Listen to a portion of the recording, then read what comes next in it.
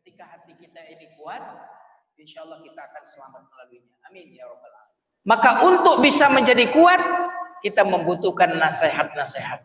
Makanya tema kita adalah nasihat-nasihat untuk orang yang sedang bersedih, sedang menderita, sedang banyak ujian. Coba siapa di sini yang nggak ada ujian hidupnya, angkat tangan. Cuma nggak ngaku aja kan? Jamaah sekalian yang dimuliakan Allah Subhanahu Wa Taala. Mari kita melangkah ke nasihat yang pertama. Sebenarnya ini ada 30 wasiat. Tetapi kita sesuai dengan waktu saja, nanti sampainya di wasiat yang keberapa. Wasiat yang pertama, ayya'lama anna Allah qad irtadaha lahu wa ikhtaraha wa qassamaha. Hendaklah kita mengetahui bahwa Allah telah meridhoi kejadian itu menimpa kita. Allah yang memilih kejadian itu menimpa kita dan memilih kita untuk kejadian itu. Siapa yang memilihnya? Allah. Saya mau tanya, antum sholat itu kenapa sholat? Hah? Kalau menginginkan keinginan kita, kira-kira enak ngapain ya? Halo? Enak di rumah atau enak di masjid? Ini nggak ada yang jawab ini. Allah menginginkan kita di masjid, maka kita ke masjid. Nanti subuh kan agak lebih pagi ya, jam 4.14 ya kalau nggak salah ya. Lebih pagi. Jam segitu enaknya ngapain? Hah? Tidur. Jangan ada dusta di antara kita. Allah menginginkan, meridhoi, menginginkan kita bangun, maka kita bangun.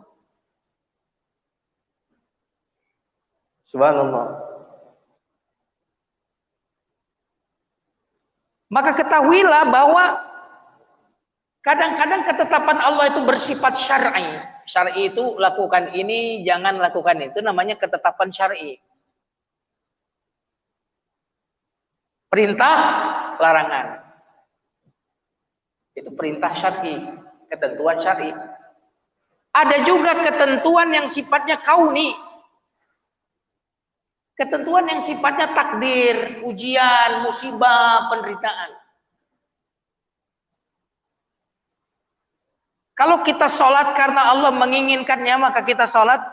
Kalau kita bangun subuh karena Allah menginginkannya, maka kita bangun subuh. Kalau sholat malam kita bangun karena Allah menginginkannya, maka ketika Allah menginginkan kejadian sebuah musibah dan penderitaan untuk kita, maka mestinya kita juga menginginkannya.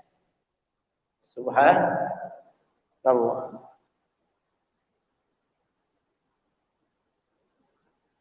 Dan jamaah sekalian yang dimuliakan Allah.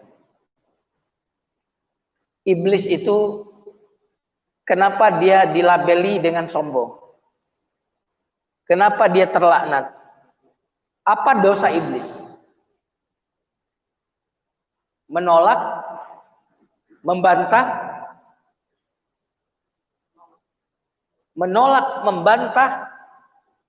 perintah Allah. Betul nggak? Berarti dia tidak ridho. Tidak ridho dengan apa? Ketetapan syar'inya Allah. Sujud, nggak mau sujud. Maka ketika Allah menginginkan sesuatu menimpa kita, lalu kita tidak ridho, hati-hati. Bisa saja kita termasuk orang-orang yang terusir, sebagaimana iblis terusir dari rahmat Allah Subhanahu Wa Taala. Karena iblis menolak perintah Allah. Maka ketika kita menolak takdir Allah, menolak ketetapan Allah, itu bagian dari ketidakridhoan kita kepada Allah. Jadi pertama nasihatnya, ingatlah Allah lah yang telah meridhoi kejadian itu menimpa kita. Allah yang memilihnya untuk kita dan memilih kita untuknya, untuk kejadian itu. Jamaah sekalian yang dimuliakan Allah. Kalau kita menginginkan A, yang terjadi adalah A. Berdoa misalnya, ya Allah beri aku A. Kita dapat A. Itu keinginan kita untuk kita. Tetapi ketika kita meminta A, yang terjadi justru B, itu keinginan Allah untuk kita. Pertanyaannya, mana yang terbaik? Keinginan kita untuk kita atau keinginan Allah untuk kita? Halo? Mana yang lebih baik? Keinginan kita untuk kita atau keinginan Allah untuk kita? Antum bisa sebaik ini disebabkan oleh keinginan Allah untuk antum. Kalau antum hidup ini semuanya sesuai dengan keinginan antum semua, udah kacau hidup kita sudah lama. Betul nggak? Untungnya yang terjadi dalam hidup kita ini lebih banyak keinginan Allah untuk kita. Aturan Allah untuk kita itu yang menyebabkan kita saat ini kita menjadi orang baik.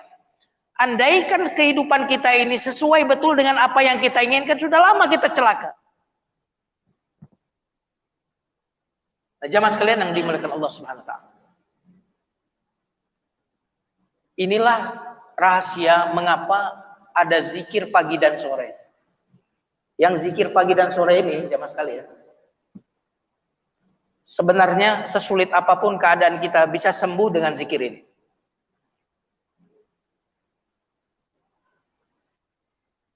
Dan zikir ini sebenarnya bukan sekedar mantra yang diucapkan, tetapi dia punya dampak kejiwaan. Ini silakan diamalkan pagi dan sore. Atau sebagian memang sudah mengamalkan, cuma memang belum menyadarinya. Yaitu zikir yang berbunyi raditu billahi rabbah. Aku ridho padamu ya Allah. Aku ridho pada perintah dan larangan. Perintahmu aku ridho, siap aku lakukan. Laranganmu aku ridho ya Allah, aku tinggalkan. Ketetapanmu ya Rabb, aku dapat istri seperti ini, aku ridho ya Rabb. Aku dapat income sebulan sekian, aku ridho ya Rabb. Engkau berikan aku fisik seperti ini, aku ridho.